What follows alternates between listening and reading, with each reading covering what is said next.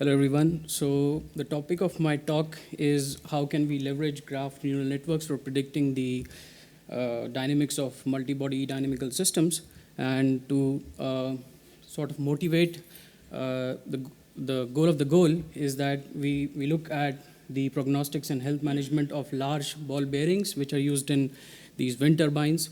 And as you can see, there is a certain time where there's an incipient fault, and that and the operation in this incipient fault produces some limits. So there is a remanufacturing limit, and there is a limit of after which you cannot even, it leads to catastrophic failure. So in the prognostics health management, you have the sensors, and you predict indirectly what is happening inside the bearing, and you try to find out when this, kind of detecting when this fault occurred, and try to do some maintenance operations. So our goal over here is that if we can have the measurements, and can we include the model with that in order to predict what happens inside the system, in this case, the roller contact forces. And this will lead us to predict, to do better maintenance operations.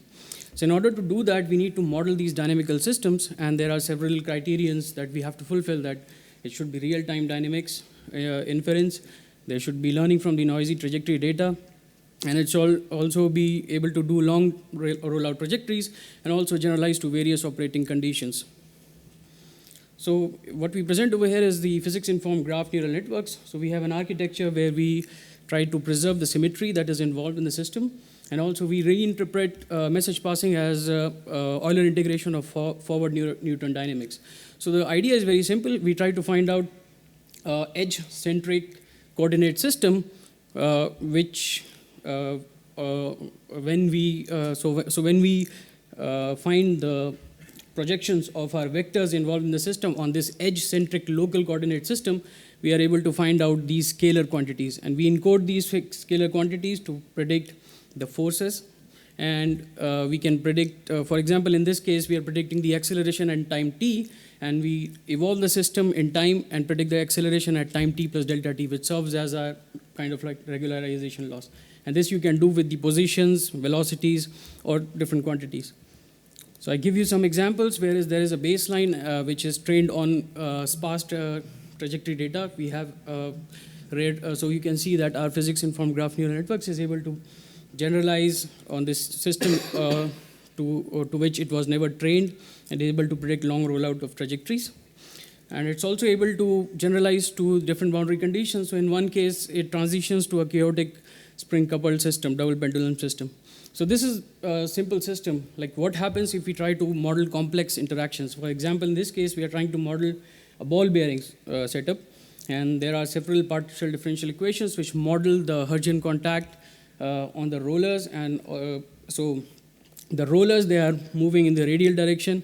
There is also some rigid body motion involved, so the rollers are also rotating with the bearing. And with also there is the inner ring and outer ring, they are vibrating. So we feed this trajectory data, and we ask our model to predict the future trajectory. So this is the bearing on which our system was never trained, and we find out that it's able to predict the accurate dynamics of the translation motion of the inner ring and outer ring, and also the rotational motion and the radial forces on the rollers. It's also able to predict long rollout of the trajectory. And when we do extreme generalization, we can, so this is the bearing and the load setup and the RPM on which the system was never trained, and we are able to predict these forces pretty accurately, and also the dynamics of the system. So in conclusion, we have a graph neural network model which can do multi-body dynamical system, do the predictions of these systems. And these symmetry preserving biases, they introduce some accuracy and generalization, and also error reduction over long rollout of trajectory.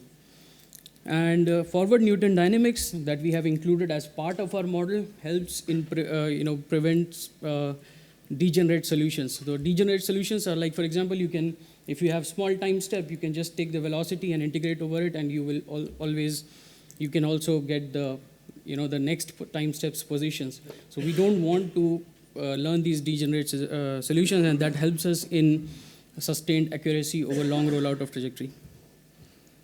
And this is our lab. Thank you.